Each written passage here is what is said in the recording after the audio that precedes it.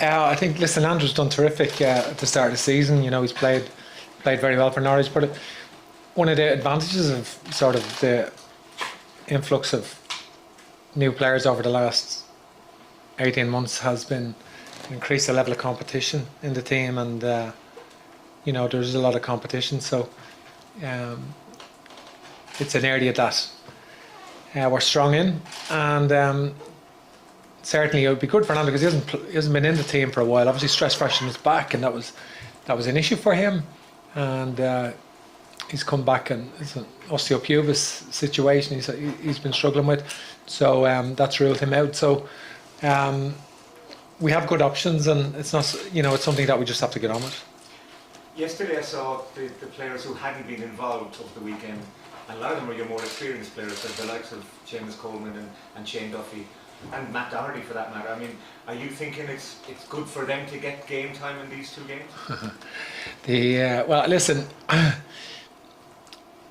it isn't usual. We always had a situation probably where we had a lot more players training on a Monday, match day +2, and he would do full sessions. But it was just Seamus and Shane and Matt, but also Michael Obafemi. But the other two that came in were two players that just had been sent off, obviously, in the first half, so they were starting in games. But so we didn't have many players training, obviously, and that's more players are playing in first teams, which is okay. Less are playing in the Premier League maybe, but more are playing in first teams, and that's that's a good thing. It's not ideal that any of the players that are not playing in their teams. It's not an ideal situation, particularly over a long period of time.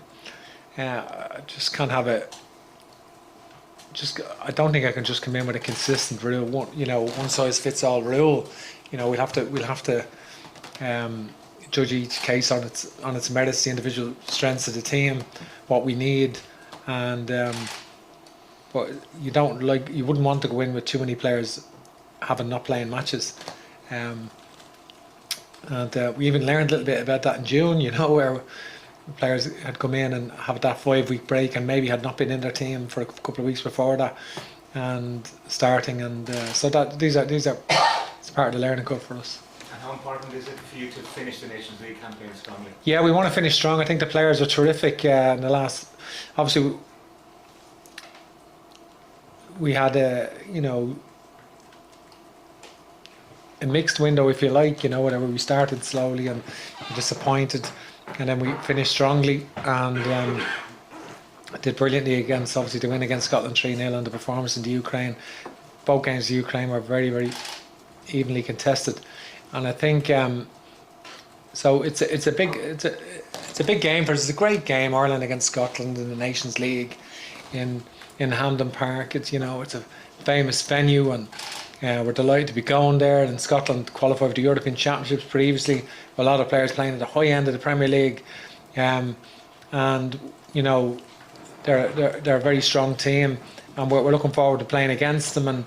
And we're getting better all the time. We definitely feel that, and against some of the top teams, we played very well against Portugal twice, and Belgium and teams of that ilk. So, we're looking forward to the game on Saturday. Thank you. Anne-Marie, please. Hey, Stephen, how are you? Hi, Anne-Marie. Scotland are obviously playing tomorrow night against Ukraine. How big of a difference does it make for you to be able to focus on this Scotland game for the whole week, whereas they can't really switch focus until Thursday? Yeah, it's always difficult to gauge that. You think on the one hand you would think it would be an advantage, but then you see, I suppose, our previous performance against Scotland came 3 days after we lost to Ukraine, so ourselves. So it's difficult to gauge exactly. It's not an exact science, and obviously it's an interesting game with two teams we know well, Ukraine and Scotland, and they play on Wednesday and they know each other well as well. So it's it's an interesting game on Wednesday, but we just got to really focus on ourselves and make sure we're ready on Saturday. Scotland will obviously be out for revenge though after what happened in June. What kind of reaction are you expecting from at Hampden Park as well? It's going to be a very different game. Yeah, the home record, I know Ukraine won there in the World Cup playoff, but the home record has generally been quite impressive overall. So anything we get, we're going to have to earn. We're going to have to work extremely hard for each other, and and show the level of confidence that we showed in the last few games, that we showed over the period of time. We, you know, with the Armenia game, obviously, apart from that, all of the other games we've shown a lot of confidence in and shown a lot of quality. And over the last good few months, and I think the players are getting more confident, clear idea what we want, and very exciting style of play as well. The players are confident in all areas of the park, and we want to continue that and take that into the game on Saturday. Robbie Brady's obviously back in the squad for the first time in a long time. How does he settle back in, and where do you see his best position being for Ireland? Yeah, I think it's competition for places. Obviously, a few tight decisions around, and that's what you want. And we had a very good training session today, and that was competitive, and that was a good day today for us. Robbie, you know, at the moment we'd see him as a left wing back, because that's where he's been playing for a period. And it's difficult just to shift into another position at international level from club level when you haven't played there in a long time. But you're right, there's no reason why he couldn't fit into a sort of left of a 3-5-2, which would have been what he was probably born to play. But like, definitely he's been playing a left wing back at that level, and I think that's where we see him. Cheers, Stephen. Kevin Kinney, please. Yeah, hi Stephen. Obviously Andrew is out. Have you any other injury issues or doubts that you're worried about ahead of the game? No, we don't at the moment. You know, we're okay in that regard. On Nathan's red card, did you chat to him about it? Do you feel that's your job to address these issues with Nathan, just given, you know, such a high profile? Yeah, it's something I haven't discussed with him yet, but I may do, and you know, between now and Saturday, you know, but it's something that would, you know, it's very, you know, it's uncharacteristic of Nathan, and he's normally quite disciplined, and you know, it's something I'm sure he'll learn from. Yeah, it sounds like you don't think it might affect his confidence at all. No, I don't think it will at all. Yeah, there's obviously for me, and this is slightly left field, but you have so many options at centre back, including like Nathan and Darrell Shea. Do you ever see any of those as midfield options in an emergency, maybe?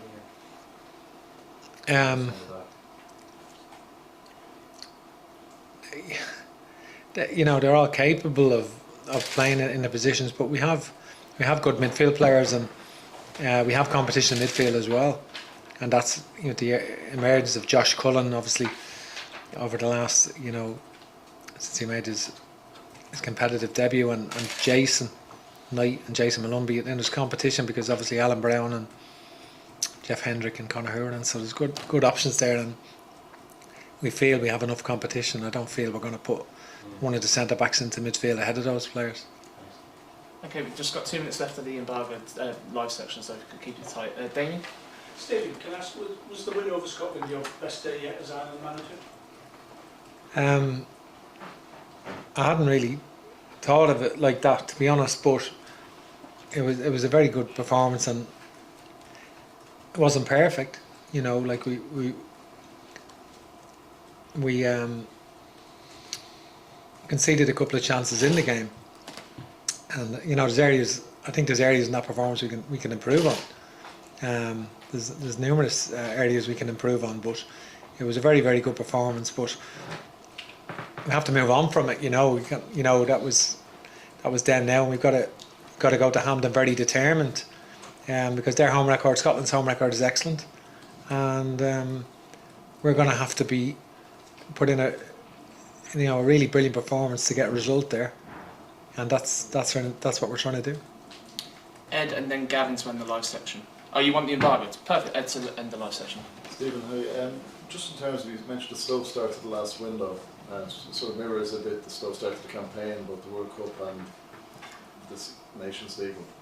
How do you ensure and get the team sort of firing, and I suppose with next year's Euros in mind, but just hitting the ground running like on Saturday straight away? Do you have to, you know, just remind them how well they finished the last window, or is it just more about just trusting the whole week process and it will work? No, I think, listen, we've every confidence in in the players, and they've shown some good results. What you're asking there is in relation to.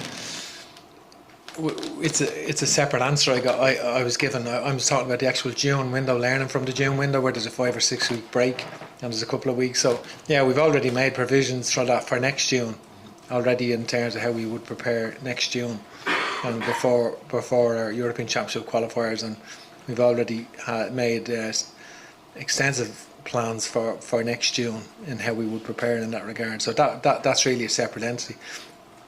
Overall, we've no problems with first games and windows, and we want to go and put in another strong performance against Scotland. As you say, we've 2 games, Scotland and Armenia, different challenges, and we're looking forward to it. The players are trained well this morning. Obviously yesterday was very light, but trained very well today. I was pleased the way they trained, and we've no fresh injuries, which is good, and we'll get ready for Saturday.